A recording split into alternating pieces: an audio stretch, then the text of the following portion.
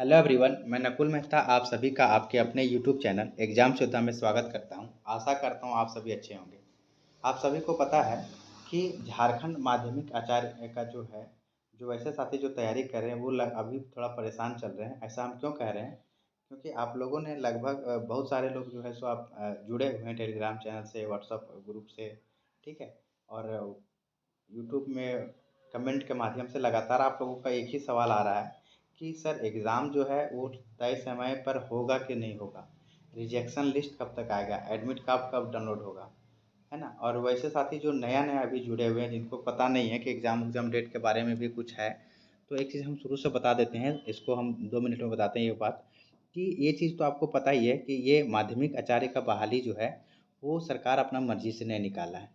ये जो है कोर्ट के प्रेशर से आया हुआ है, क्योंकि केस चल रहा था कोर्ट में कि जब झारखंड पीजीटी 2023 का बहाली आया था उसमें बहुत सारा विषय का बहाली नहीं आया, जैसे कि पॉलिटिकल साइंस, सोशोलॉजी, है ना। तो कोर्ट में केस किया गया। और साथ ही साथ हम बोल सकते हैं इसका भी जो क्षेत्रीय और जनजातीय भाषा है उसका, तो कोर्ट में केस किया गया कि जब इस सब सब्जेक्ट का पढ़ाई होता है तो इसका शिक्षक बहाली क्यों नहीं हुआ। तब हाईकोर्ट में एक लंबा प्रक्रिया के बाद जो है सो हाईकोर्ट से ऑर्डर आया और सरकार को बुलाया गया, पूछा गया कि आप इस सब का क्यों नहीं कर रहे हैं। तब जा कर के हाईकोर्ट के द्वारा एक अंतिम डेडलाइन दिया गया था कि आप लोगों को 31 जनवरी से पहले पहले आप लोगों को क्या करना है, माध्यमिक आचार्य जो भर्ती निकाला गया है कक्षा 9 से 12 के लिए, है ना, उन सभी लोगों का एग्ज़ाम करा करके और रिजल्ट भी प्रकाशित कर देना है। ऐसा जो है सो ऑर्डर था हाई कोर्ट का। लेकिन आप सभी को पता है कि एग्ज़ाम कराना फिर रिजल्ट निकालना, ठीक है, ये इसके बीच में कम से कम 1 से डेढ़ महीने का समय लगता है, क्योंकि एग्ज़ाम जब हो गया उसके बाद जो है सो क्या होगा कि उसमें ऑब्जेक्शन करने का टाइम आता है, फिर फाइनल आंसर की आता है, ठीक है। उसके बाद फिर रिजल्ट निकाला जाएगा, उसके बाद फिर डीवी कराया जाएगा, फिर उसके बाद जो है सो फाइनल मेरिट लिस्ट तैयार करके अनुशंसा किया जाएगा कि हाँ ये लोगों को आप जो है सरकार जो है नौकरी दे सकती है। इसमें एक अच्छा खासा समय लगता है, कम से कम 1.5 से 2 महीने का समय लग जाता है।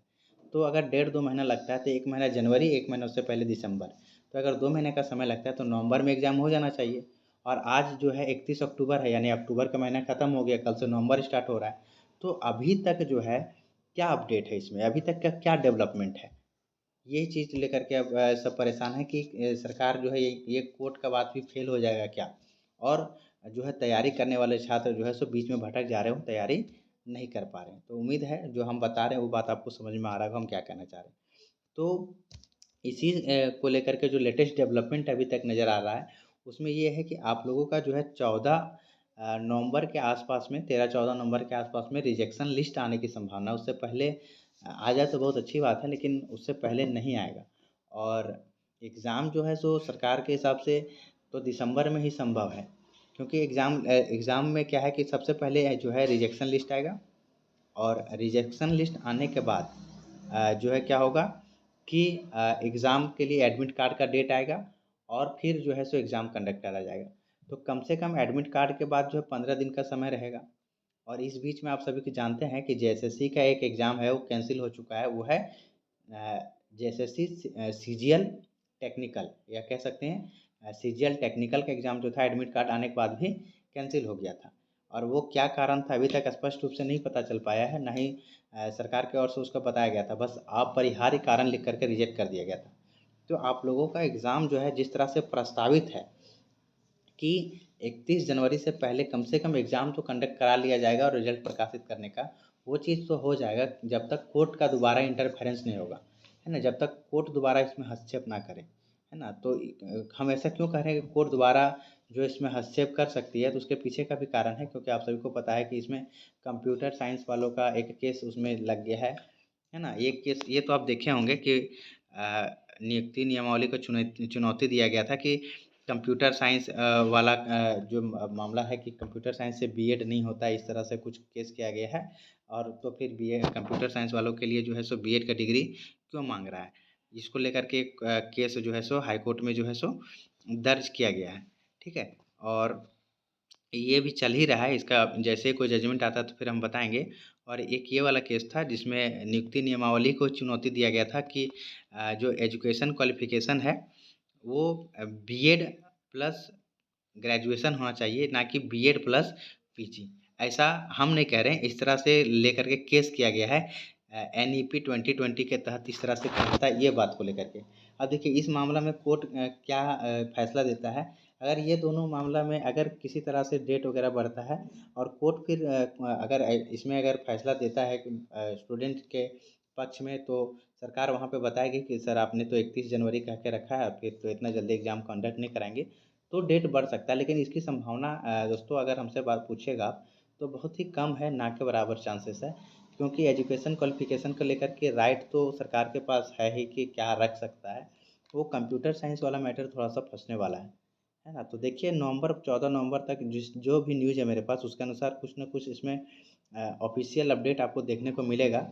तो आप इसमें लगे रहिए क्योंकि सीटों की संख्या बहुत कम है, कंपटीशन बहुत हाई है। तो एक लाइन हम इसमें जो लिखे हैं कि क्या हो सफलता की रणनीति, जो लिखा हुआ है इसका सीधा सीधा स्पष्ट बात ये है कि सफलता अगर आपको पाना है, इसमें एक सीट पक्का करना है आपको, तो आपको अपना तैयारी को धार देते रहना पड़ेगा, दूसरा कोई विकल्प नहीं है। और तैयारी जो है सो 31 जनवरी मान के ही चलना पड़ेगा कि सरकार जो है अपना सफल अभ्यर्थियों का जो है सीट जो है वो भेज देगी 31 जनवरी तक। तो दिसंबर में भी करवाती है और सरकार जल्दी जल्दी काम करेगी, तो 1 महीना भी समय जो है वो काफ़ी है, क्योंकि चाहे तो कुछ भी किया जा सकता है कम से कम समय में। तो नवंबर में तो संभावना कम है आपका एग्ज़ाम होने का, लेकिन हाँ दिसंबर में आपका एग्ज़ाम एनी हाउ हो जाएगा। ये नहीं कह रहे हैं ये कितना तारीख तक होगा, लेकिन एग्ज़ाम हो जाएगा, इसीलिए आप इसको पॉजिटिवली लें। और आप ध्यान में रखिए कि प्रोसेस क्या होगा कि सबसे पहले रिजेक्शन लिस्ट आएगा और फिर उसके बाद एडमिट कार्ड आएगा। यहाँ 2 मामला जो हम बताएँ कि एजुकेशन क्वालिफ़िकेशन को लेकर के जो नियुक्ति प्रक्रिया को नियुक्ति नियमावली को चैलेंज किया गया है, वो चीज़ केस तो थोड़ा कमज़ोर लग रहा है, लेकिन कंप्यूटर साइंस वाला में देखिए क्या होता है ना? क्योंकि कहीं-कहीं जो है ना झारखंड में अगर आप ये वीबीयू से हैं, तो वहाँ पे देखने को मिलता है कि कंप्यूटर साइंस का ऑप्शन देता है बीएड के टाइम में।